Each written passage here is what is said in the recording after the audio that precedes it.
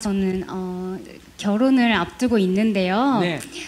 저는 어려서부터 아버지 부모님 따라서 절에 열심히 다녔고요. 네. 제 남자친구는 부모님 따라서 열심히 교회에 다녔습니다. 네네.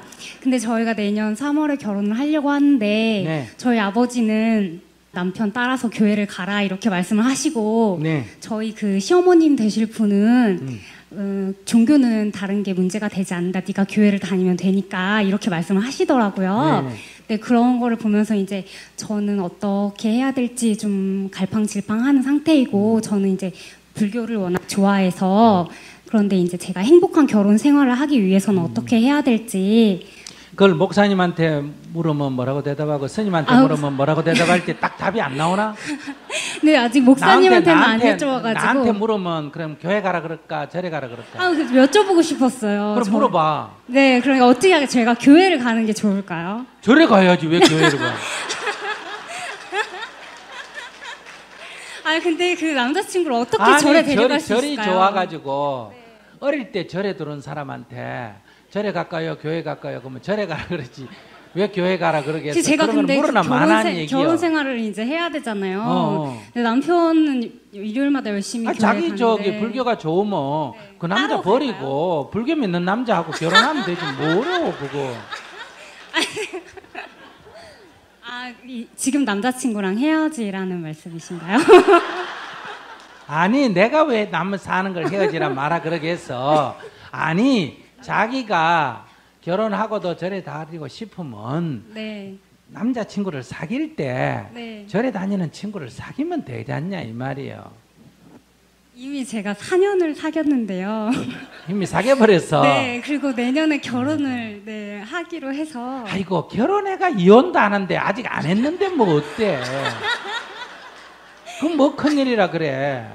헤어지는 게 가장 좋은 방법일까요? 아니 나는 지금 어떻게 하라고 안 한다니까 왜 자꾸 책임을 나한테 떼는 걸라 그래. 그러면 그 남자친구를 절에 데려갈 수 있는 좋은 방법은 뭐가 있을까요? 자 그러면 내가 물어보자. 네. 자기가 남자친구를 좋아하나 더 좋아하나 둘 다 좋아하는데 남자친구가 자기를 더 좋아하나? 남자친구가 저를 더 좋아하는 것 같아요. 그러면 자기가 주권이 있지.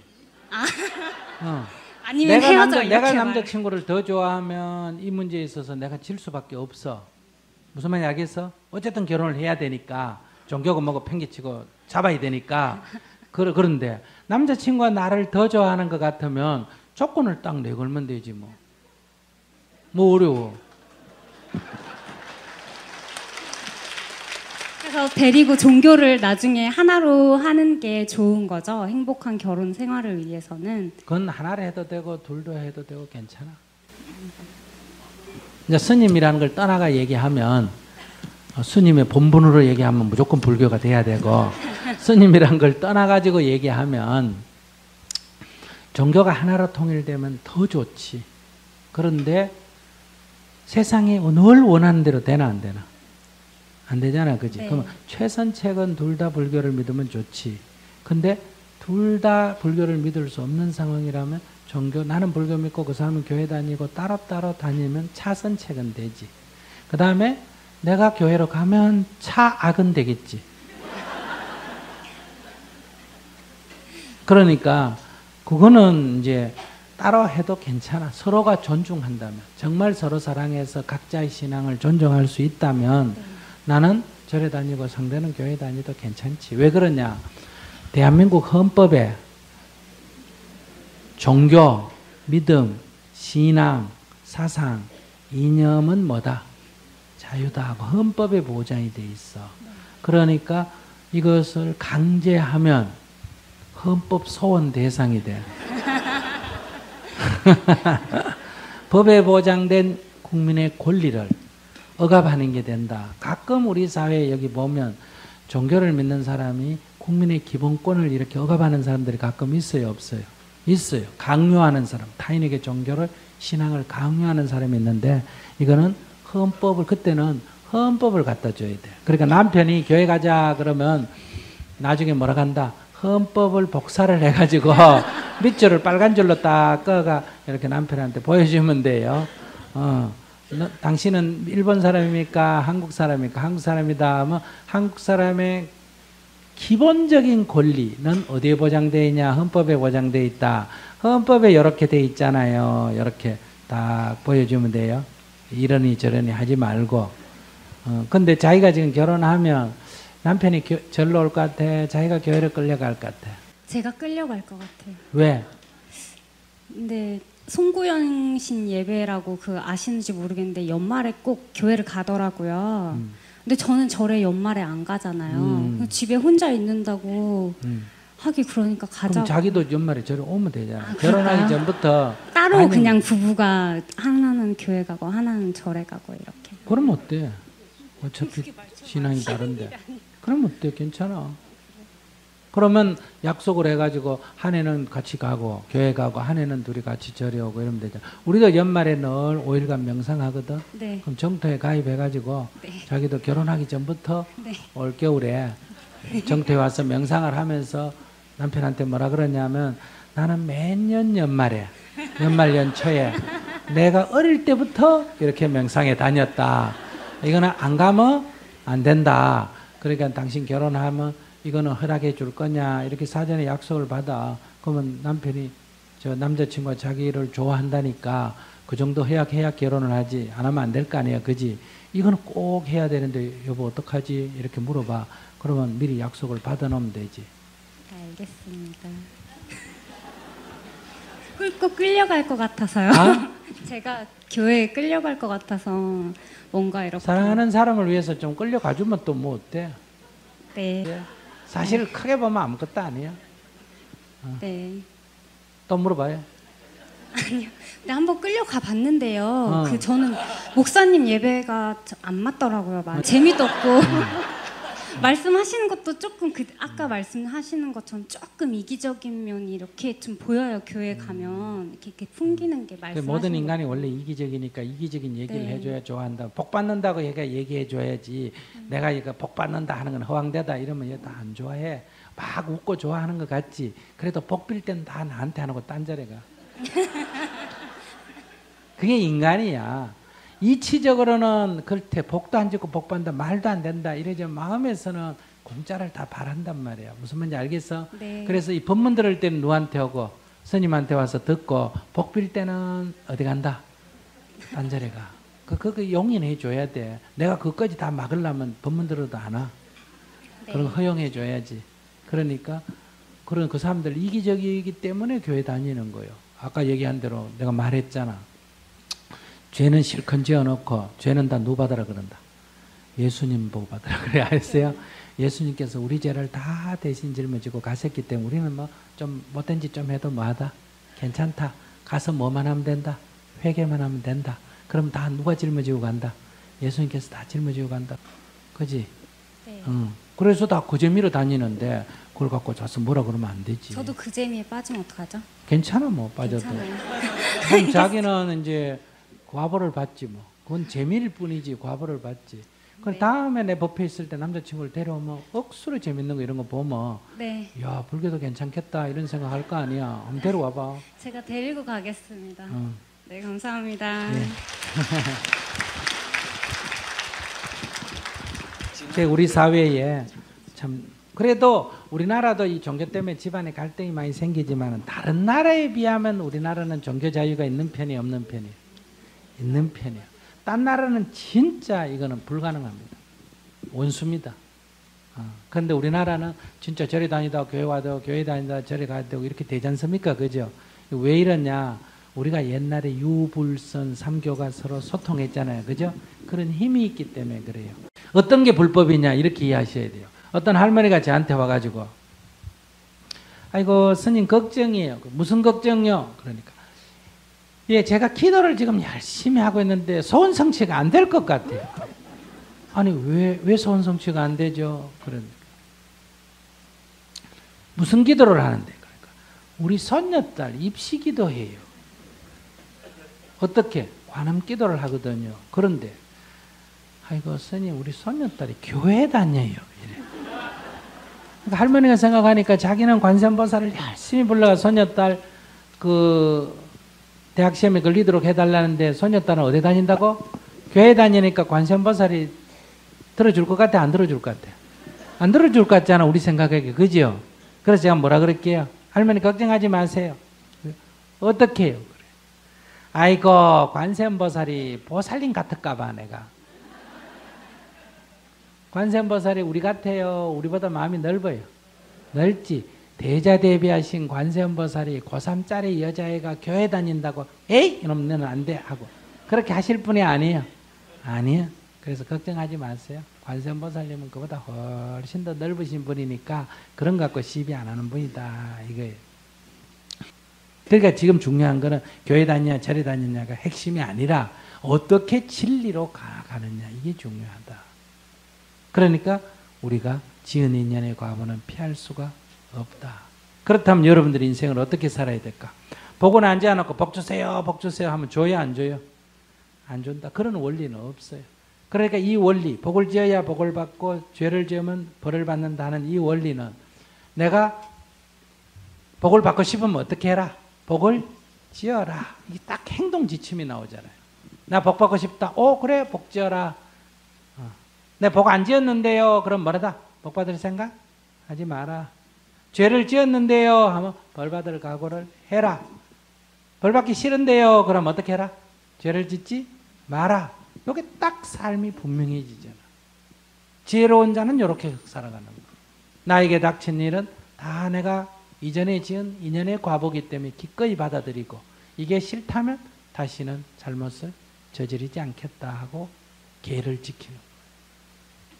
이렇게 사람의 길이 진리로 살아가면 삶의 길이 이렇게 딱 분명해진다 이 말이에요. 그래서 우리가 성인의 가르침을 들으면 예수님이 뭐라 그랬어요? 진리는 너희를 자유케 하리라 이래 말했잖아요. 그것처럼 부처님의 가르침을 따르는 사람은 딱 어떻게 살아야 될지 길이 딱 나오는 거예요. 그러니까 요 이치가 있다, 원리가 있다 이 말이에요. 그래서 부처님의 가르침을 법이라 그래요. 법, 담마, 법이라 그래요. 이치가 딱 있어요. 그런데 우리는 지금 허황된 생각을 해요. 저는 그 집사람이 성당을 다니고 있습니다. 네. 저도 과거에는 같이 다녔었는데 네. 어느 순간부터 이제 이거는 아니라는 생각이 들어서 성당을 안 다닌 지는 상당히 오래됐습니다. 오래됐고 그 상태에서 그냥 무교로 있다가 불교 쪽에 관심이 많아져서 이제 불교의 뭐 경전은 아니지만 옛날에 그 선승 고승들의 어떤 책 이런 것들을 이제 쭉 읽어보다 보면서 제가 이제 어려울 때 사회생활에 어려울 때 많은 위로도 받고 이제 마음의 정리도 하고 이제 그렇게 해오다가 불교 쪽에 이제 마음이 뭐 상당히 지금 많이 와 있습니다. 많이 와 있고 뭐 산에 가면은 이제 절에 반드시 들려서 1000배도 드리고 108배도 드리고 또 최근에는 한 3000배도 한번 드리고 그렇게 했는데 집사람이 이제 최근에 이제 이걸 알았습니다. 알아가지고 상당히 지금 완고하게 지금 대화도 지금 안 되고 있고 지금 불교를 믿는 사람하고는 같이 어떻게 가정을 꾸리기가 곤란하지 않느냐 그냥 이런 정도의 수준이라 제가 종교는 서로 이제 존중해주고 인정해줘야 되는 거 아니냐 이렇게 좋게 얘기를 해도 그 기독교 쪽이 원래 이제 배타적이다 보니까 이거를 수용을 하지 않고 있거든요. 그래서 사실 또 그게 좀 그런 게 제가 이제 근본적으로는 좀 그게 있는 게 그 결혼을 하면서 집사람이 그때 무교였는데 제가 성당으로 인도를 해서 이제 같이 성당을 다녔습니다. 그래 놓고 이제 제가 이제 성당을 안 다니고 이쪽으로 하니까 집사람 입장에서는 좀 배신감을 좀 느꼈는 것 같아요. 그러다가 이제 기독교 쪽은 이제 불교 타종교는 이제 배타적으로 이제 하다 보니까 상당히 지금 완고해서 대화도 지금 어렵고 지금 그런 상태에서 집사람 요구사항은 얘기를 자꾸 하니까 집사람 요구사항은 그 성당으로 다시 오기까지는 바라지는 않는다. 다만 불교에서 무교 쪽으로는 와 있어야 되지 않느냐. 가정을 위해서 그 정도로 지금 요구를 하고 있는데 근데 지금 불교 쪽은 저의 뭐 마음의 어떤 근간인데 이 가치관을 버린다는 것은 그거는 인간으로서의 어떤 스스로 허물어지는 것밖에 되지 않지 않느냐. 그렇게 얘기를 해도 지금 얘기가 안 되는 그런 실정이거든요. 그래서 상당히 좀 어렵습니다, 지금. 예, 자기가 저기 부인한테 조금 딸려요. 그러니까 종교를 떠나서 남자 여자로 볼 때 아니 그런 거는 좀 딸려요, 안 딸려요? 그런 건 아닙니다. 아니 그러니까 물어보는 거예요. 예. 좀 딸려요, 안 딸려요? 아닙니다. 그건 안 아닙니다. 딸려요. 그러면 자기가 뭐 꿀릴 게 없지. 자기가 좀 딸리면 문제지만은 자기가 꿀릴 게 없으면 크게 문제 푸는데 어렵지는 않다. 즉 그게 뭐냐면 남녀 관계에서 평등하나 자기가 약간 여러 면에서 우위에 있다고 생각하면 자기가 이거 빼고 딴 거를 잘해주라 이 말이에요. 근데 집사람 성격이 제가 이제 뭐 결혼해가지고 뭐 거의 25년 정도 이렇게 살아왔기 때문에 집사람 성격을 아는데 이 아닌 것은 이게 안 되는 그런 성격이 완고한 성격입니다. 그래서 뭐 이해심이 이렇게 좀 이렇게 부드럽게 많거나 그런 성격이 아니거든요. 그래서 근데 뭐 자기가 선택한 걸 어떻게? 아니 그러니까 지금 상황을 헤쳐나가야 되는데 아무리 혼자 궁리를 해봐도 뭐 네. 방법이 안 나오니까 그래서 현명한. 근데 그 매일 성당에 가서 막 활동도 많이 하고 열성적인 편이에요. 성당에 뭐 완전히 거기서 많이 뭐 가서 이제 그런 건 아닌데 그쪽에 뭐 상당히 좀 깊게 다니고 있는 그런 편인 것 같아요. 예. 그럼 자기가 뭐 불교를 자기가 뭐 처음부터 어릴 때부터 불교 믿은 것도 아니고 성당에 다니다 불교 왔는데 네. 자기도 불교에 내가 보니까 부인이 볼 때 너무 빠지는 같이 보이나 봐. 아니 그건 아니고 이제 제가 이제 불교에 관련된 책자를 읽고 있는 거를 옛날에 한번 봤어요. 그러니까 보면 네. 불교는 기독교하고 틀린다. 네. 이거는 사상이고 철학이고 그냥 공부다, 마음 공부다. 그래서 한번 읽어봐라, 이 재밌다. 이런 정도로. 그게 안 됩니다. 근본적으로 불교하면은 그냥 거부를 해버리니까요. 그러니까 거부를 하더라도 예. 이거는 내가 종교를 바꾼 게 아니고 공부가 재밌어서 하는 거다. 이렇게 얘기를 하지. 자기가 자꾸 나 불교 할래 이런 말 쓰지 말고 그냥 산에 가서 그냥 절이 조용하고 좋았어. 그냥 한번 절 한번 했다. 이렇게 얘기하지. 자기가 너무 티를 내나 봐. 아니 티를 내는 게 아니고 이제 뭐 불교 쪽에서 이제 나오라 그러니까 제가 그래도 뭐 불교를 믿고 있는 그런 입장에서 그렇다고 뭐 거짓말을 할 수는 없고 그래서 내가 그냥 최대한도로 그냥 그런 것에 대해서 티를 안 내겠다. 그렇게까지 얘기를 했는데도 이게 안 되거든요. 그러니까 제가 참 곤란한. 그러니까 부인이 이거 갖고 이혼하려고 덤대요? 이혼은 아닌데 정상적인 가정생활을 하려면 최소한 무교로 돌아와야지 가정생활을 이루어지지 않겠느냐. 정상적인 가정생활이 뭐예요? 부부 관계를 밤에 안 아니, 맞겠다 그게 이거요? 뭐 그 그런 게 무기로 뿐만 삼는 아니고 거예요? 대화라든가 지금 대화 자체도 지금 안 되고 있거든요. 그러니까 이제 본인이 대화가 안 되면 이제 이렇게 생각해요. 너무 조급하게 대화를 하려고 하지 말고 본인이 말 안 하면 말 안 하도록 좀 놔두고 본인이 필요한 말, 내가 답답해 하지 말고 수행하는 사람이 뭐 답답해요. 벙어리도 없어 같이 사는데 벙어리 살듯이 그렇게 편안하게 말 안 해도 편안하게 대하고 본인이 물으면 언제든지 대답해주고 본인이 말하기 싫다면 가만 놔놓고 이렇게 자기 수행 정진을 하면 되지. 무건 수행이라는 게 굉장히 중요하거든요. 무건 수행을 딱 하시면 되지. 자기가 약간 수행적 관점, 불교를 딱 수행적 관점으로 못 받아들인 것 같아. 그러면 이건 문제가 전혀 안 돼요. 아이고, 여보, 그래요. 네, 미안합니다. 이러면서, 티 내지 말고 가능하면. 집에서는 전혀 티를 안 내거든요. 그러니까 전혀 모르고 있다가, 얼마 전에 제가 어디서, 가능하면 저는 이제 그런데 가면 이름하고 전화번호만 적는데 제가 주소를 적었던가 봐요. 그래서 거기서 어떤 서찰이 하나 왔는데 제가 이제 퇴근해가지고 집에 가니까 뭐 어떤 게 왔는데 이게 뭐냐고 그래서 도대체 어디서 온 거냐 그러니까 버렸다고 그러면서 그러니까 그런 거를 참 거짓말 하라는 게 아니라 내가 산에 갔다가 절에 거기 저 주소 적는 게 하나 있어 써놨더니 아마 연락이 왔나 보다. 안 그럼 정토에 법무스님 강의를 잘한다 그래. 강의 들으러 갔는데 그 주소 적는 게 있어 적었더니 연락이 왔나 보다. 이렇게 얘기하면 되지.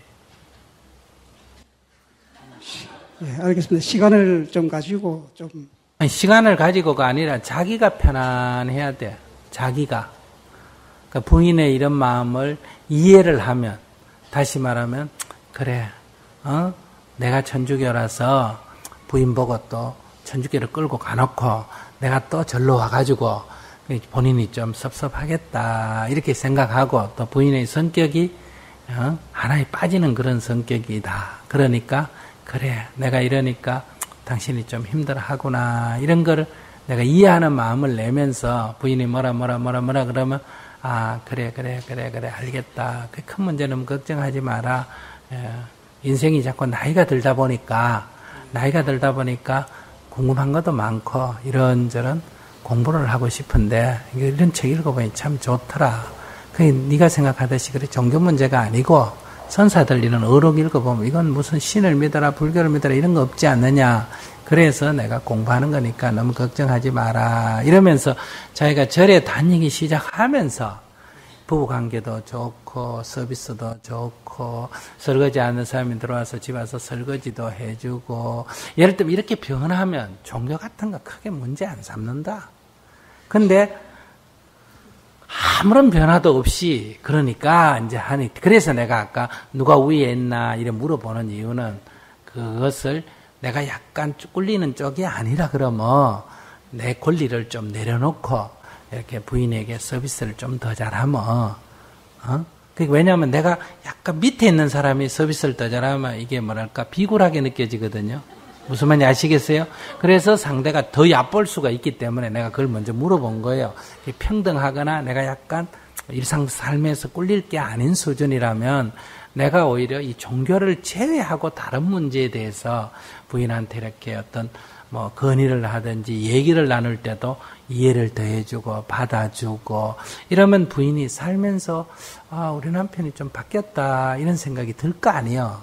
그럴 때 여보 당신 요새 조금 변한 것 같아 이러면 그래? 난 잘 모르겠는데 내가 요새 안 그래도 그 선사 어록을 읽으면서 불교책을 좀 보면서 내가 이제까지 참 나도 외골수로 살아왔는데 인생이 이게 한평생 얼마 안 되는데 너무 옳다 그러다 살만한 건 아니다 이런 좀 반성이 좀 돼서 아마 그러다 보니 그런가 보다 이렇게 이제 자꾸 얘기를 해야 된단 말이에요.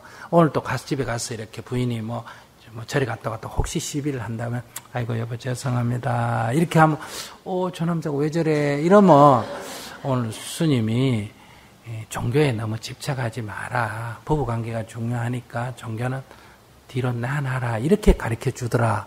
스님이 이렇게 가르쳐 주더라 하면 자기 편 들어주는 거 아니에요. 그죠? 그러니까 속으로는 그 스님 그 괜찮다. 이렇게 생각한단 말이에요. 이런 방식으로 이제 부인의 마음을 이해하면서 천천히 이렇게 얘기하고 내가 교회 다니니까 불교 믿어라 이런 말도 아닌데 어쨌든 절에 다니면서 내 사는 삶의 자세가 조금 더 여유가 있고 조금 더 포용력이 있고 이렇게 좀 자신감이 있고 이렇게 살아가면 자연적 이 삶을 인정하게 돼요. 그러니까 이 처음에는 막 암해도 자기 뜻대로 안 되니까 갈등이 심할 거예요. 그러나 이렇게 막 자기가 막 갈궈도 그냥 웃으면서 알겠습니다. 네, 그럴게요. 그래, 너무 걱정하지 마라. 그래, 내 공부하는 거야. 이렇게 자꾸 넘어가면 결국 시간이 흐르면 어느 정도 인정해주고 또 더 시간이 흐르면 또 궁금해서 올 수도 있어. 아시겠죠? 조금 길게 잡아. 너무 짧게 이걸 해결하려고 하지 말고. 네, 알겠습니다. 네.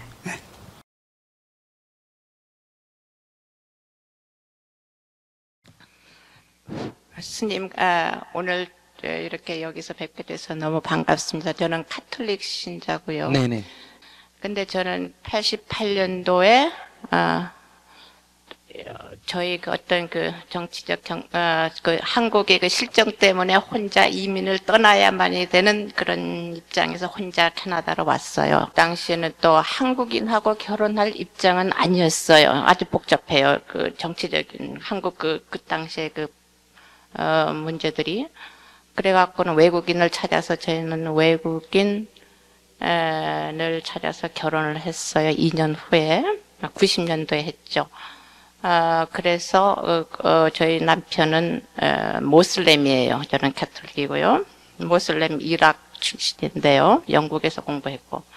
근데 그 당시에는 또 물론 집에서는 그렇게 반대 안 했어요. 왜냐하면 제가 워낙 캐톨릭 집에서 자랐고 종교는 안 바꿀 것이다 했고, 또 남자 쪽에서도 워낙 많이 배운 집안이라 굉장히 그 시아버지 되는 분이 굉장히 기쁘게 승낙을 했고, 또 결혼 조건이 또 절대 우리는 종교 갖고는 안 싸먹는다. 남편하고 딱 그게 뭐 한마디로 딱 끝났기 때문에 전혀 문제가 없었어요.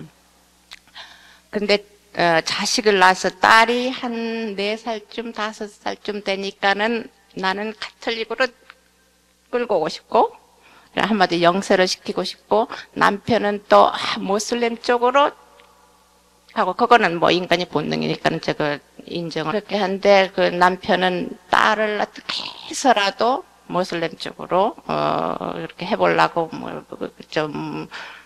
저 모르게 왜 있잖아요, 그 보따리 쓰는 거, 그것도 숨겨갖고는 딸 가방에 살짝 넣어주고 가서 금요일날 가서 아랍 말만 배우지 말고 이렇게 따라 하라 이거였죠. 다 좋았어요. 그런데 이제 가만 보다가 안 되겠어요. 그래서 한바탕 쌓고 그다음 시아버지가 오셨길래 말씀을 드렸더니 원치 않는다고 손녀가 모슬렘 쪽으로 가는 거. 그래서 저 편을 많이 들었어요. 그래서 좋다 그러면은 거기도 안 보내고 아랍 말도 공부 안 시키겠다 해서 딱 안 쌓고 딱 단절을 했어요. 그렇게 했는데 그래서 제 딸은 모슬렘도 아니고 카톨릭도 아니고 영사를 못 시켰어요. 그래서 딸한테 이제 한 6살쯤 되니까 제가 얘기를 하기는, 너는 여기도 저기도 하지 말고 그 다음에 종교는 무서워하지 마라. 어디든지 가서 친구들하고 가서 보고 하되 이 다음에 너는 결혼한 다음에 하여튼 제가 살아보니까 그래도 문제는 있어요. 그러니까는 남편 따라서 보이 따라서 종교는 하나라야만이 참 편안하다 우선은 굉장히 그래서 저는 그 딸은 그냥 아주 자유스럽게 놔두고 있는데요. 공토의 회원이 모슬렘하고 결혼하겠다고 하면 어떻게 얘기를 해주실 건지, 어떻게 안내를 해주실 건지 그거를 한번 물어보고 싶고요. 그 인생에 대한 그 허무가는 인생이 좀 허무하고, 그다음 제가 60이 될 줄 몰랐는데 60이 들었잖아요. 저는 절대 60이 될 줄 몰랐거든요. 허무한 인생의 두 가지, 이민자의 생활과 나이 들은 인생, 인생의 그 허무함을 어떻게 달래는 비법이 있는지. 이렇게부터 얘기한다면 인생은 허무하지가 않습니다. 인생이 허무하다는 거는 자기가 허무하게 느끼는 거지, 인생은 그냥 인생일 뿐이에요. 나이 드는 거는 그냥 나이 들 뿐이에요. 그러니까 자기가 험하다고 인생을 험하다고 정의하면 안 되고요. 인생은 그냥 인생일 뿐이에요. 근데 뭐 허무 안 하는 거를 허무를 어떻게 정리할 거냐? 토끼가 나이 든다고 허무할 거예요? 뭐 사슴이 나이 든다고 허무할 거예요? 사슴은 사슴대로 태어났다 죽는 거고, 토끼도 태어났다 죽는 거고, 사람도 태어났다 죽는 거고, 풀이 한 폭이 나서 죽는 거고, 그냥 그런 거예요. 거기에 무슨 허무하다 할 것도 없고, 거기에 무슨 의미 부여할 것도 없어요. 그러니까 의미를 부여하는 거는 인간의 의식이 의미를 부여하는 거예요. 하나님의 소명을 받았다, 깨달아야 된다, 뭐 자기 나름대로 소명을 부여해서 그렇게 인생을 무겁게 사는 거예요. 풀도 그냥 잘 살고 토끼도 잘 살고 노루도 잘 사는데 인간만 이렇게 힘들게 살면서 또 뭐라 그러냐, 만물의 영장이다 그래. 만물의 영장이 그게 영장 수준이 안 되잖아요. 왜냐, 그거는 다 의식이 생각이 그걸 만드는 거예요. 생각이 만들어서 자기가 무거운 짐을 지고 사는 거예요. 늙는 건 좋은 거예요. 늙으면 공부 안 해도 되지, 애 안 키워도 되지, 취직 안 해도 되지, 시험 안 쳐도 되지. 뭐 얼마나 좋은 게 많은데 운전할 때 좀 잘못해도 뭐 머리가 허연 봐주지. 뭐 늙는 게 왜 문제예요. 늙으면 또 이래 밥 먹을 때도 젊은 사람이 먼저 뭐 음식도 갖다 주지, 자리에 앉으면 자리도 비켜주지. 뭐 늙으면 좋은 게 얼마나 많은데 늙은 게 왜 나빠요.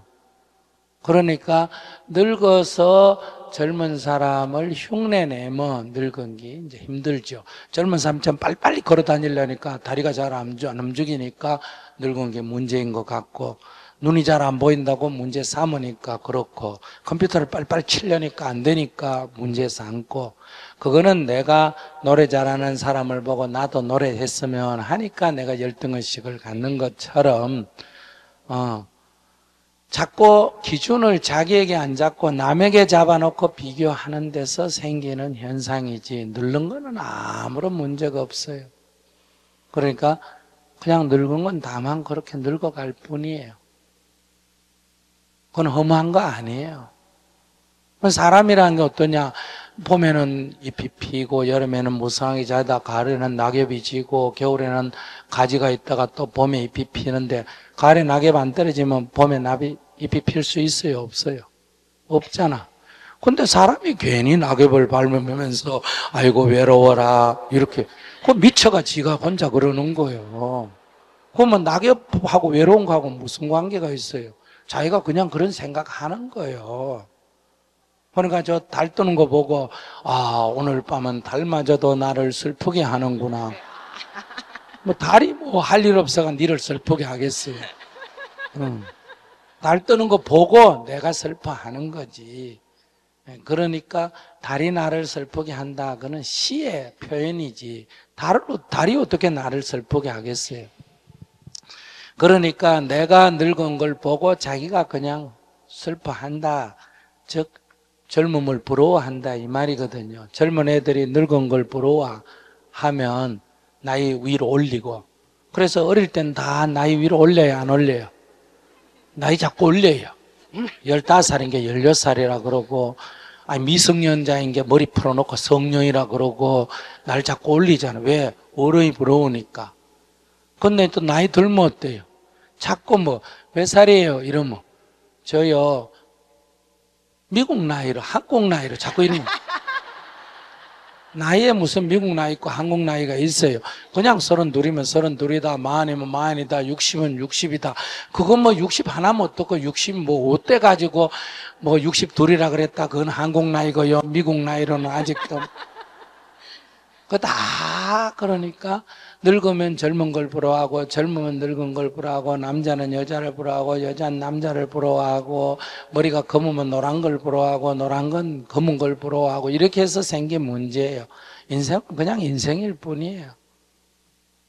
그러니까 험하다 그 생각 자체가 잘못된 거예요. 험하지 않습니다. 스님이나 신부는 늙을수록 빛이 납니다. 그리고 제가 이런 인생 얘기를 할 때 제가 30대도 이런 얘기하고 40대도 이런 얘기 했는데 왜 사람들이 이렇게 듣는 청중이 없었을까요? 그때도 똑같이 제가 얘기했는데도 마음에서 네가 뭐 젊은 게 뭘 하는 인생을, 이런 생각이 있으니까 설득력이 떨어지는 거예요. 이제 60이 넘어가니까 설득력 좀 있는 거예요. 앞으로 10년 지나가 70이 되면 설득력이 훨씬 더 있을 거예요. 왜냐하면 이런 얘기는 늙어서 할수록 더 값어치가 있다. 호박은 늙을수록 맛이 있듯이 중은 늙을수록 값이 나가는 거예요. 그래서 늙는 거나 젊다는 거는 그건 가치가 없는 거예요. 그냥 하나의 존재일 뿐이다. 그 다음에 이제 두 번째, 종교가 다른 사람이 결혼하면 갈등이 있다. 맞습니다. 한국 사람하고 외국 사람하고 결혼을 하면 한국 사람끼리 결혼하는 것보다 늙으면 좀 힘들어요. 왜 그러냐 하면 인간 존재는 만물이 다 그런데 늙으면 회귀성이란 게 있습니다. 귀소 본능이란 게 있어요. 그러니까 여러분들이 외국에 나와가지고 이렇게 젊을 때는 살면서 외국 음식도 먹고 다 하는데 늙을수록 뭐가 더 먹고 싶습니까? 한국 음식 더 찾고 김치 더 찾고 된장찌개 더 찾고 그래요. 그 외국인하고 결혼해서 독일에 특히 간호원들 이게 오신 분들 얘기 들어보면 60 넘어가 이혼하는 사람이 굉장히 많거든요. 애 다 큰 뒤에. 얘기해 보면 그래요. 그건 자꾸 늙을수록 젊을 때는 남편 따라 다 독일식으로 먹었는데 늙으니까 자꾸 된장찌개 먹고 싶은 거. 또 젊을 때는 된장찌개 끓여도 남편도 따라 먹더니 늙으니까 이 영감이 더 싫어하는 거예요. 자기는 더 먹고 싶고. 그래서 된장 반찬에가 놔놓으면 냄새 난다고 자꾸 밖에 갖다 내놓고. 이래가 소소한 게 갈등이 생기는 거예요. 자기는 한국 오고 싶고 남편은 더 독일 있고 싶고. 이거 왜냐하면 인간 존재의 특성이 그렇다. 그런 것처럼 이렇게 문화가 다른 데서 오는 문제, 이건 종교하고는 관계가 없어요. 종교는 종교 문화죠. 오늘날 우리가 천주교다, 불교다, 기독교다 하는 건 종교의 본질보다는 종교 문화예요. 그러니까 문화에 집중을 하면 문화가 다른 사람끼리 살면 갈등이 같은 사람보다 더 생길 위험이 많다. 그래서 종교가 다른 사람이 결혼하면 좀 종교가 같은 사람보다 좀 더 갈등이 많을 수 있다는 건 문화가 다르기 때문에 오는 거예요. 그러면 종교의 본질에 충실하면 어떠냐? 문화가 다른 거를 극복할 수 있는 게 종교예요. 종교의 본질은. 왜냐하면 아까처럼 이해심이 넓어지고 포용심이 넓어지기 때문에 종교의 본성에 들어가면 문화가 달라도 그걸 극복할 힘이 있다. 그래서 이거는 종교가 다르기 때문에 생긴 문제가 아니라 종교 문화가 다르기 때문에 생기는 문제다. 그러니 한국 사람하고 만약에 뭐 캐나다 사람하고 결혼했다 할 때는 여러분들 내 자식을 캐나다 사람 만들 거예요? 한국 사람 만들 거예요? 이 생각이 잘못된 거예요. 내 자식은 뭐예요? 코리안 캐나디언이 되는 거예요. 한국 사람도 아니고 캐나다 사람도 아니고. 그래서 정체성이 없다. 여러분들 오래 살다 보면 한국 가니 한국 사람 아니고 캐나다 와도 아무리 오래 살아도 캐나다 사람이 아니다. 그렇지 않습니다. 여러분들이 왜 한국 사람의 빗대가 자기 정체성을 찾고 캐나다 사람에게 빗대가 자기 정체성을 찾습니까? 나는 코리안 캐네디언이다. 난 두 개 다 하는 거예요. 그러니까 우리 엄마가 천주교인이고 우리 아버지는 무슬림이다. 그럼 나는 무슬림 크리스찬이 되는 거예요. 크리스찬 무슬림이 되면 되잖아. 둘 다 안 하든지. 그런데 그걸 뭐 가져라 갖지 마라 할 거 없이 종교 문제는 신앙의 문제는 자기가 선택하도록 우리 투자. 그러니까 너는 신앙을 갖지 마라 이런 말도 할 필요가 없고 너는 내가 천주교니까 너도 천주교 가져라. 내가 아버지가 무슬림이니까 무슬림 가져라 이런 말 하지 말고 신앙의 자유가 있잖아요. 그러니까 성년이 될 때까지는 여기도 가보고 저기도 가보고 성년이 된 뒤에는 네가 알아서 결정을 해라. 이렇게 하는 게 중요하고 국적도 성년이 되기 전까지는 그냥 중립을 지켜주고 성년이 되면 즉 한국에도 가서 살아보고 캐나다도 와서 살아보고 이렇게 기회를 주고 성년이 된 뒤에는 네가 결정을 해라. 이렇게 해주는 게 자식을 존중하는 거다. 그러니까 그 문제는 안 돼요. 다만 문화가 다르면 갈등이 같은 것보다는 심하다 하는 걸 알고 우리가 선택을 했는데 외국인하고 결혼하든 종교가 다른 사람하고 결혼할 때는 그거는 처음부터 알고 시작해야 된다. 오히려 그걸 극복하는 게 뭐다? 신앙의 힘이다. 이렇게 말해야지. 신앙이 다르기 때문에 갈등이 있다. 이래 말할 때 그 신앙은 신앙이 아니라 문화일 뿐이다. 오히려 이렇게 정리해 드리고 싶네요. 저는 이 신앙에 대해서 얘기하려고 하는 거지 문화에 대해서 얘기하려는 게 아니에요. 한국 불교는 한국 불교 문화지 불교 신앙하고는 많이 동떨어져 있습니다. 거기에는 거의 99%가 힌두 신앙이에요. 불교가 힌두에서 오다 보니까.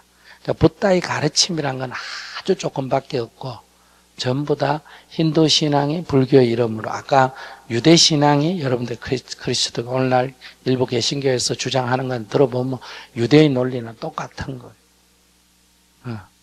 그리고 유대교도 또 본질로 들어가 보면 훨씬 더 포용력이 있습니다. 이게 종교 간의 갈등, 이건 종교 간의 갈등이 아니에요. 세속 권력의 투쟁이지. 그걸 종교의 이름을 쓰고 하는 거예요. 그러니까 우리가 신앙인이다 할 때는 가능하면 그 성인의 가르침에 충실하려고 마음을 내면 좋겠다. 그렇다면 우리는 서로 소통이 되는 거예요. 그러니까 기독교인이 되기 전에는, 천주교인이 되기 전에는 불교인 이해 잘 못했는데 오히려 천주교인이 되다 보니까 아까 예수님처럼 이렇게 이해의 폭이 넓어져서 다른 종교인도 이해할 수 있다. 이번에 교황님께서 다른 종교인 접견하면서 우리는 친구입니다 이런 말 했잖아. 똑같다 이런 말은 안 하고, 그렇다고 남이다도 아니고 뭐다? 친구다. 서로 다른 옷을 입고 서로 다른 이름을 갖고 있는 친구들이다. 이런 자세가 필요하지 않을까 싶네요. 감사합니다. 네. 저는 그 불교 신자입니다.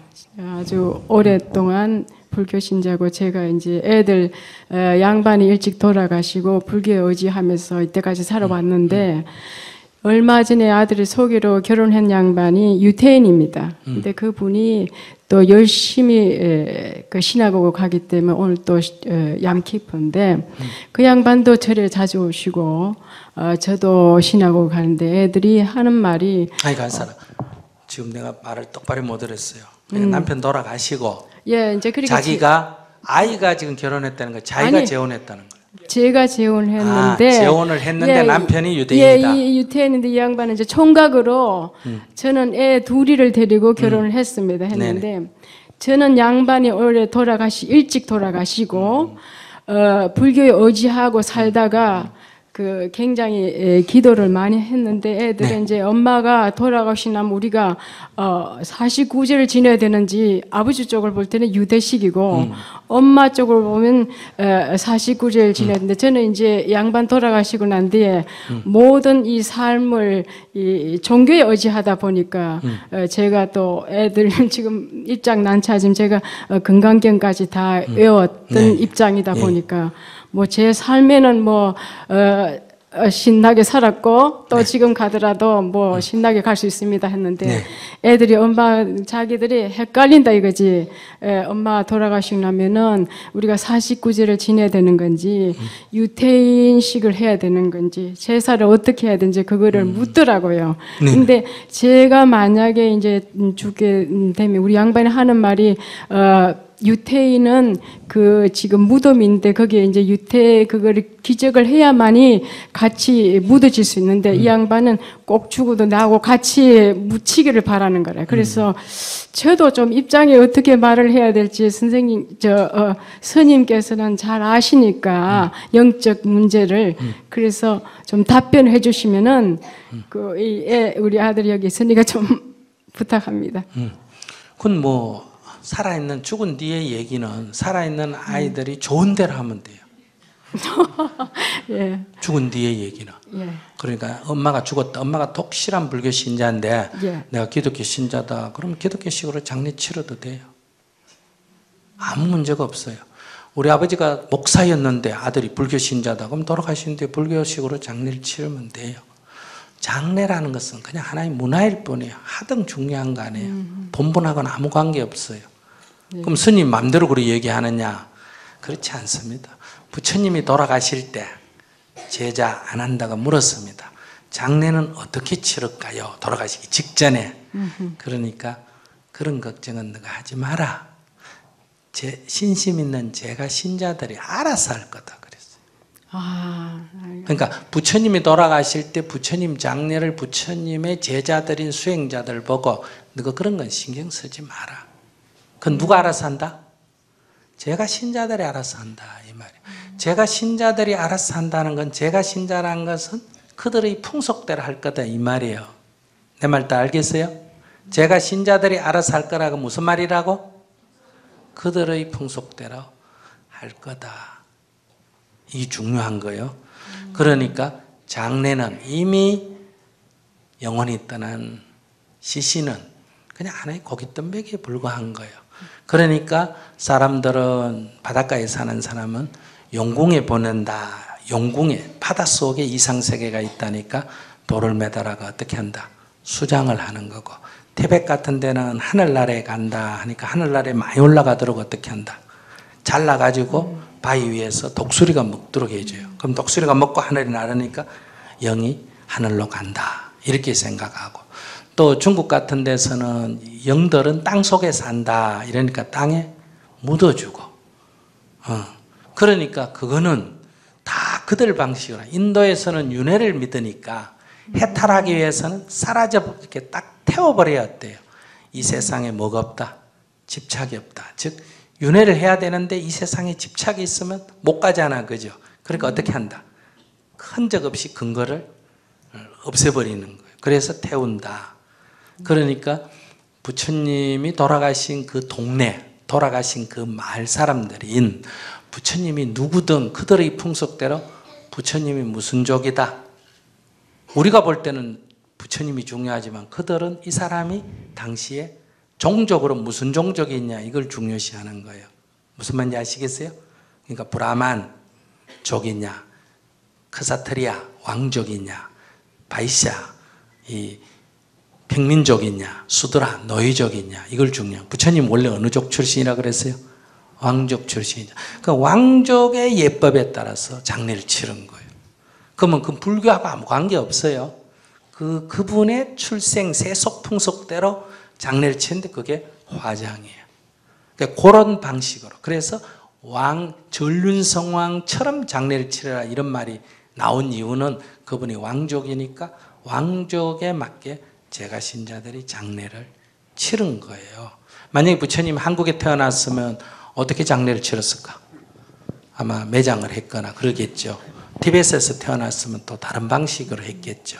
그러니까 근본 도리에서는 장례는 어떻게 치르든 세상 풍속대로 그냥 하면 돼요. 하나의 풍속일 뿐이에요. 그러니까 아들이 선택할 수 있는 거는 엄마가 불교 신자니까 불교 신자대로 치러줘도 되고, 아시겠어요? 네. 자기가 기독교인이면 기독교식으로 차려도 되고, 아버지가 유대인이니까 유대인식으로 차려줘도 되고, 이것만 하니까 저게 좀 섭섭하면 시신은 유대묘에 묻고 집에 절에 가서 49제를 지내주면 돼. 네, 두 개 다 해주면 되는 네, 두 개 다가 괜찮을 것 같습니다. 그게 제일 낫지? 예, 제일 오케이. 좋은 거. 예, 예, 감사합니다, 스님. 예, 감사합니다. 그러니까 남편의 뜻에 따라서 등록을 하셔서 시신은 글로 넣고, 그 다음에 이제 엄마를 또 위해서, 엄마가 불교 신자니까 49제를 절에 가서 지내주고. 그럼 자기가 그게 제일 좋은 답이었구나. 예. 다 자기 좋은 대로 얘기해주면 제일 좋아해요. 네. 제 남편은 외국인이고 무슬림입니다. 연애 때 남편을 통해 이슬람을 알게 되었고, 요리도 마음에 와닿아서 받아들이고 이슬람식 예배도 하곤 했습니다. 그러나 결혼 초부터 소통의 부재, 남편의 무심함에 많이 상처받고 지쳐서 지금은 서로에게 좀 냉랭합니다. 저는 여러 가지 문제로 남편에 대한 원망과 불만이 쌓여가는데, 남편은 이런 제 심정은 눈 닫고 기다든 채 이슬람 예배 시간만 되면 기도해라고 하는데, 이 문제로 수년간 수차례 싸웠지만 고쳐지지가 않습니다. 얼마 전부터 108배를 하는데 이슬람을 버렸다고 안 좋아하고, 저는 부부관계 회복이 먼저니 좀 대화를 하자 이렇게 해도 대꾸도 없고, 지금 라마단 기간이니 같이 금식하자면서 막 자꾸 딴소리를 합니다. 어떻게 하면 남편과 관계를 좋게 풀어갈 수 있을지, 그리고 저는 지금 솔직히 혼란스럽습니다. 제가 이슬람식 기도를 해야 될지, 아니면 이렇게 저는 사실 이렇게 108배나 이렇게 절을 하고 싶은데 뭐 어떤 기도를 해야 좋을지 스님께 조언을 간구합니다. 지금 한국 살아요? 외국에 살아요? 한국에 살고 있습니다. 네. 그렇게 안 맞는데 왜 살아요? 헤어지지. 좋은 점이 뭐예요? 뭐 좋은 점은 그냥 이게 그냥 저는 처음에는 이게 좀 다른 한국 남자랑은 좀 다르게 이렇게 술도 안 마시고 되게 좀 신실한 그런 게 좋아가지고 이렇게 결혼을 했는데 살아보니까 사람이 너무 표현이 없고 이렇게 좀 안 맞아요. 너무 안 맞고 지금 거의 대화가 지금 단절된 것처럼. 그런데 자꾸 막 기도 시간만 되면 기도해라고 막 이러고, 저는 정말 지금 스트레스를 받아가지고, 예. 아니 그런데 왜 사느냐고. 사는데 무슨 이유가 있을 거 아니냐. 이게 진짜 못 살겠으면 나한테 절대로 안 물어요. 지가 알아서 안 살지. 근데 나한테 물어보는 거는 아직도 미련이 남아 있으니까 물어보는데 어떤 게 좋은 점이 있냐는 거예요. 이 살아야 될 이유 중에 몇 가지를 한번 대봐요. 그냥 이제 아이가 있고, 그리고 이제 그냥 딱히 그렇게 남편이 그냥 서로 안 맞는 거지. 이상한 그런 나쁜 사람이거나 그러진 않고, 예. 그리고, 저는 그냥 헤어진다, 이런 생각은 해본 적은 없어요. 예, 그냥 같이 살기는 살 거예요. 예. 같이 살 건 살 거예요. 헤어질 생각 안 하고. 예, 그냥 사이를, 저는 그냥, 좀 좋게 하고 싶어요. 근데 그 방법을 모르겠어요. 그러니까 저희는, 대화가 잘 안 돼요. 제가 이게 부부싸움을 해도 막 기도 시간 되면 부부싸움 하다가 기도하러 그냥 가는 사람이거든요. 그러니까, 어떻게 해야 될지 모르겠어요. 자기가 이 사람을 너무 모르고 결혼을 해서 그래요. 그런 것 같아요. 예. 그러니까 싸우다가 둘이서 기도 시간이다. 우리 기도하고 싸우자. 이러고 기도 먼저 하고 그래 싸우면 되잖아.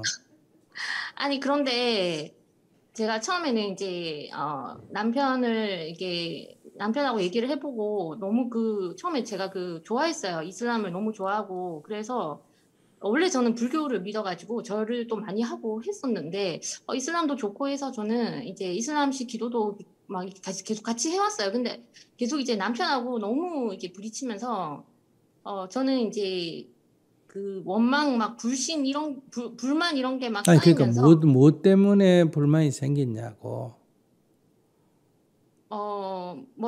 불만이 생긴 거는 그냥 여느 부부처럼 집안일을 안 하고 안 도와주고 처음에는 막 이제 그냥 그리고 제가 결혼해가지고 제가 좀 많이 고생을 했어요. 남편이 그때 돈을 막 못 벌고 이래가지고 그런 것도 많이 좀 원망스럽고 처음에는 이제 하여튼 남편이 한국에 와서 남편 입장에서는 한국의 이민자택이잖아요.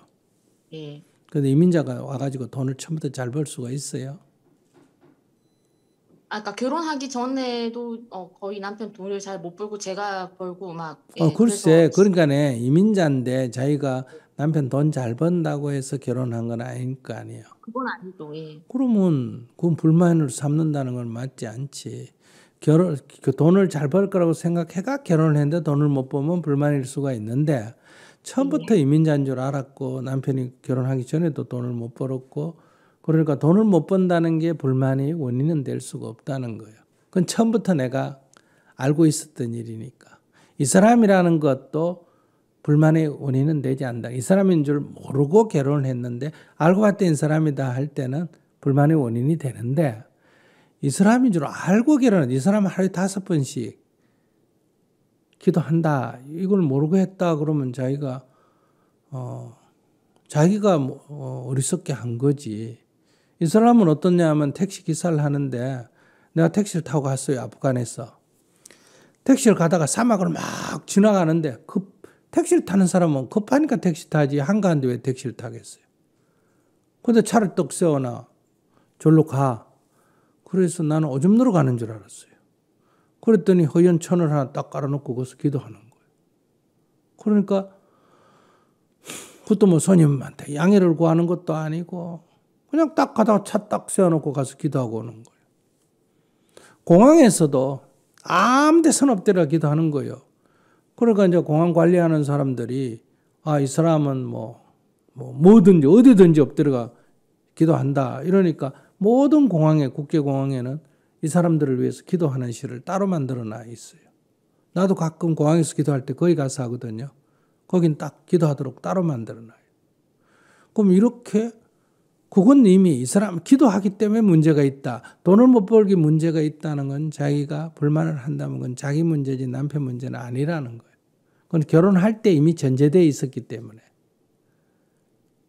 그럼 자기가 이 사람이지만은 결혼하면 그만두겠다든지 돈을 못 벌지만 결혼하면 이 사람이 앞으로 딱 보니까 아주 돈을 잘 벌 수 있는 그런 조건에 있어가 지금은 못 벌지만 앞으로 잘 벌고 있어. 이런 거를 자기가 예측했다면 또 모르겠는데 그게 아닌데 그걸 갖고 문제 삼는다는 거는 맞지가 않다 이 말이에요.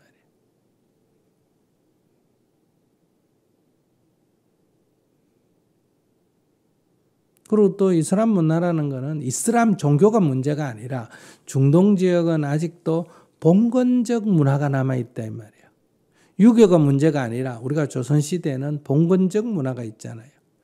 중세도 봉건적 문화가 있는 나라에서는 여성이 이렇게 남성 중심적, 봉건적 문화라는 게 남성 중심적 문화지 않습니까? 그죠?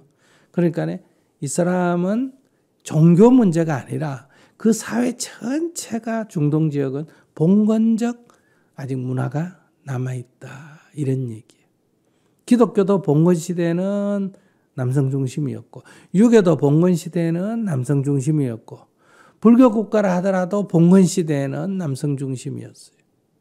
그런데 지금 우리는 불교나 기독교가 남녀평등의 문제가 아니라 우리가 지금 민주사회로 바뀐 사회고 지금 중동 지역은 아직도 왕정이 있고 이런 봉건적 요소가 남아있는 사회이기 때문에 그 환경에서 자랐기 때문에 이렇게 남자가 가사를 돌보고 가정을 돌보고 여성과 함께 아기자기하게 얘기하고 이런 거는 없는 문화에서 자란 사람이에요. 그걸 모르고 자기가 결혼했다고 하면 자기가 잘못한 거지. 그러니까 그걸 남편한테 그렇게 못한다고 불평을 토로한다 그러면 그건 내가 들어도 얼토당토 않는 얘기다.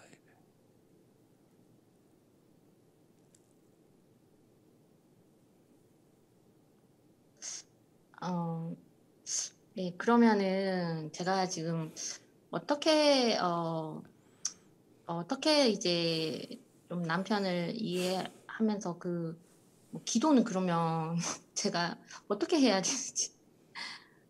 아니 돈은 내가 벌어서 같이 살면 되고 남편 벌면 다행이고 못 벌어도 그만이고 처음부터 그건 내가 했으니까 한국 사람은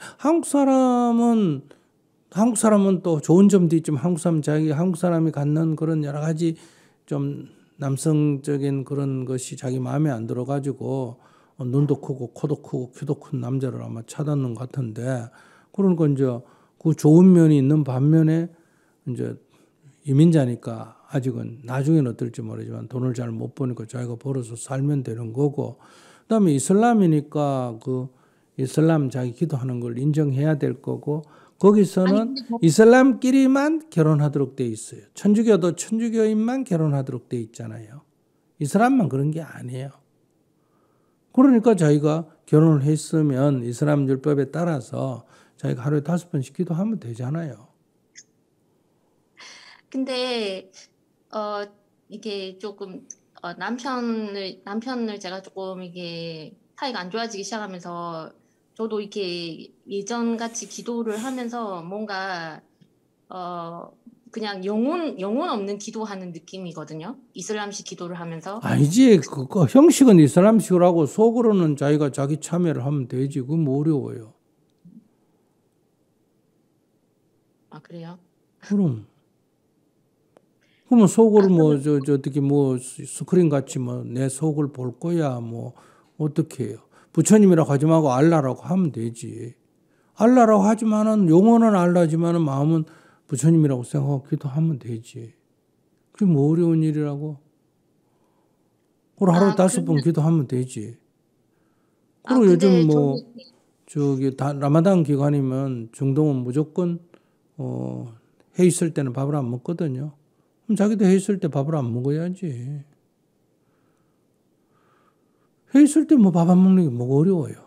되게 먹고 싶으면 뭐 남편 몰래 가가지고 어디 가서 화장실에 가서 조금 초콜릿이라도 먹든지 그러면 되지. 뭐가 그래 어렵다고 그거를 같이 살면 맞춰야지. 맞추는 게 불교지 절하는 게 불교가 아니에요. 헤어질 거면 헤어지고 살려면 맞춰야지. 내가 못나서 그런 게 아니라 내가 맞추면 누가 편하다. 내가 편하고 아이가 편하지. 자기는 지금 뭐 불교하고 무슬림하고 누가 더 세나 뭐 경쟁하는 거예요. 그럼 불교는 그렇게 하는 게 아니에요. 불교는 헤어지든지 상당히 같이 안 살려면 헤어지든지 살려면 맞춰라. 이게 불법이에요.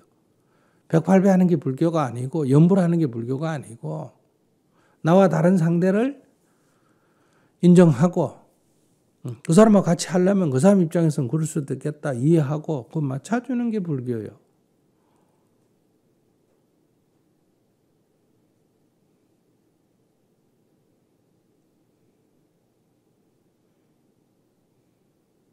그래서 얘가 첫 번째 물어보잖아요. 안 맞는데 왜 사나 헤어지지. 그러니까 헤어지지는 않는다. 그럼 헤어지지 않으려면 싸우면서 같이 살래?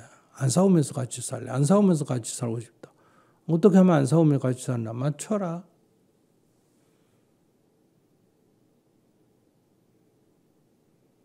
맞추는 게 뭐 어렵다고 하루 5번 기도하면 좋은 일인데 뭐 그게 뭐 어렵다고.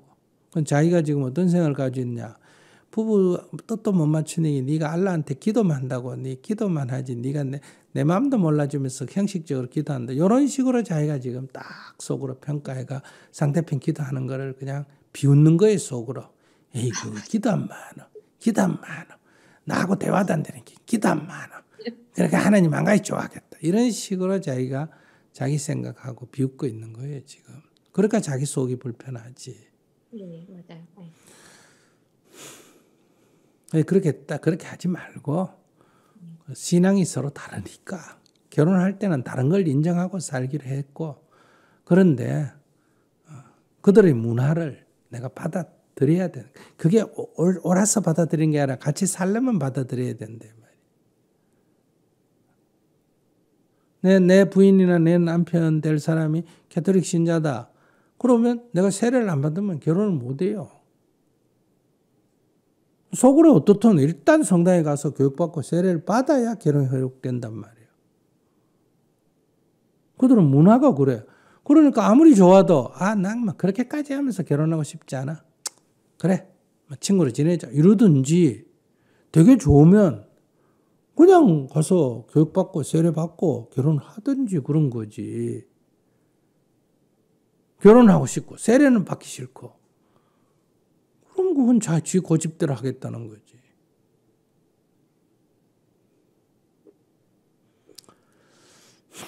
잔머리 굴리지 말고 그냥 살려면 그냥 남편이기 때문에 남자이기 때문에 이런 게 아니라 같이 살려면 맞추는 게 좋다.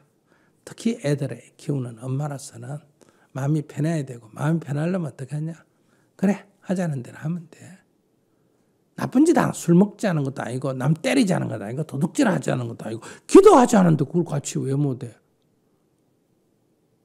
앞으로는 싸우다가 기도 시간 되면 자기가 먼저 얘기해야 돼요. 여보 기도 시간이다. 기도하고 싸우자. 이렇게 딱 하고 밥 먹다가도 딱 기도 시간. 기도 시간이다. 가자. 자기가 먼저 그래 적극적으로 얘기해봐. 남편이 밥 먹으려고 하면 라마단이다. 밥 먹지 마. 이렇게 얘기하고 자기는 몰래 좀 먹고 오고 그렇게 해가지고 딱 감독을 해. 못 먹게.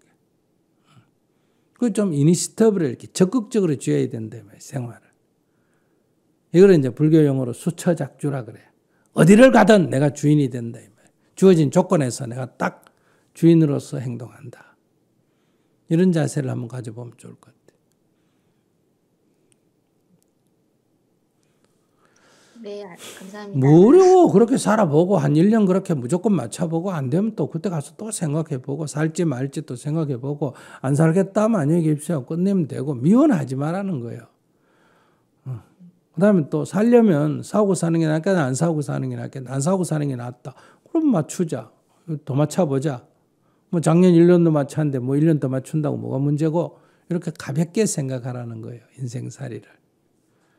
그렇게 너무 무겁게 생각하지 말고. 여러분들은 저런 남자 왜 사나 하지. 그 여러분들 몰라서 그래요. 저분이 다 저렇게 할 때는 말을 다 안 해서 그러지 또 좋은 점이 있습니다. 아시겠어요? 좋은 점이 있기 때문에 저렇게 다 사는 거예요. 근데 100% 다 내 마음에 드는 사람은 없어. 좋은 점은 지금 말 안 하고 지금 마음에 안 드는 것만 얘기하니까 그렇거든.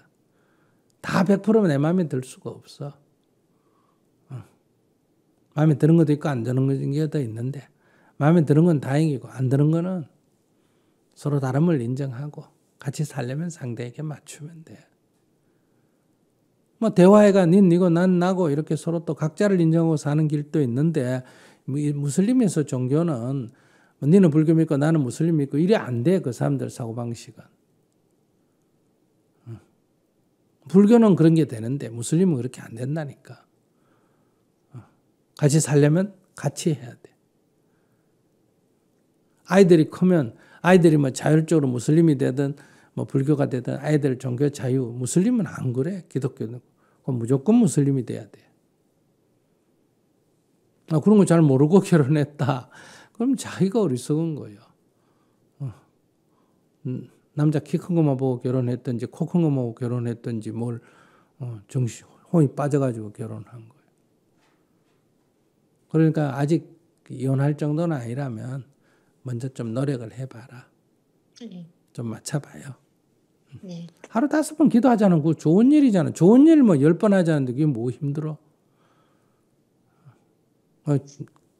마음을 먼저 내서 그렇게 긍정적으로 한번 해보면 좋겠다 싶습니다. 저는 좀 남편을 그 스님 말씀대로 이게 옆에 있는 부인 말도 제대로 안 듣는 사람이 뭐 저렇게 기도만 저렇게 열심히 하냐 이렇게 조금 남편은 진짜 그렇게 생각했었거든요. 너무 스님이 그렇게 말씀하셔서 깜짝 놀랐고 제가 좀 힘들겠지만 그래도 뭐 맞춰 살려면 그 이슬람 예배를 남편이 하자는 대로 같이 하는 게 뭐 가정을 위해서 좋을 것 같다 생각이 듭니다. 그런데 하나만 더 질문을 해도 될까요? 그러니까 제가 108배를 되게 하고 싶은데 그러면 뭐 108배는 그럼 어떻게 할까요? 108배도 하세요. 근데 남편은 막 왜 그걸 그러니까 왜 너는 이거 하냐 막 썩냐 막 아니 5번 하루 5번 기도를 하고 108배를 하라고. 그걸 안 하고 108배 아니 시비가 되지. 5번을 자기가 솔선수범해가 하고 또 108배를 하면 왜 108배를 하냐면 우리는 기도를 그렇게 더 해야 된다. 무슬림은 5번 하는데요. 우리 불교는 6번 한다. 이렇게 하면서 더 하면 되지. 자기 하자는 거 다 하고 더 하는데 뭐라 그러겠어. 그럴 때는 뭐라고 해도 알았어. 네 하자는 거 다 할게. 하고 내 좀 더 하겠다는데 왜 문제냐. 이러면서 그냥 꿋꿋이 해나가면 돼요. 네. 알겠습니다. 그런 것도 맞추는다고 그런 것까지 포기할 필요는 없다 이 말이야. 네. 상대에 맞춰주고 나머지 시간 내가 더 하는 건 괜찮다. 그러니까 예를 들어서 내 할 일이 밥 한 놈이다. 밥 할 일 하고 내가 나머지 시간 쓰는 거는 괜찮은데 밥은 안 하고 딴짓하면 이제 시비가 생기는 거예요. 내가 뭐 남편이 노예도 아닌데 뭐 남편 100% 시킨 대로 할 이유가 뭐가 있어요. 그러나 또 부부가 결혼했으니 맞춰야 되니까 막 어느 정도는 해주고 그 다음에 또 내 건 또 내 할 대로 하고 이건 뭐 다리 운동이다 이렇게 얘기하면 되지. 이건 또 내가 니를 내가 니 보니까 니 별로 마음에 안 든다. 근데 그래도 결혼을 했으니까 내가 잘났다는 생각 때문에 그러니까 나를 반성하고 참여하는 거다. 참여 저런 많이 하면 좋잖아. 이거 다 네 잘되라고 하는 거다. 이렇게 사실이고 그렇게 하면서 하면 돼. 제가 108배 할 때 기도문을 그럼 하나만 주실 수 있으신가요? 기도문 뭐 남편이 부처입니다. 이러고 기도해요. 남편이 부처입니다.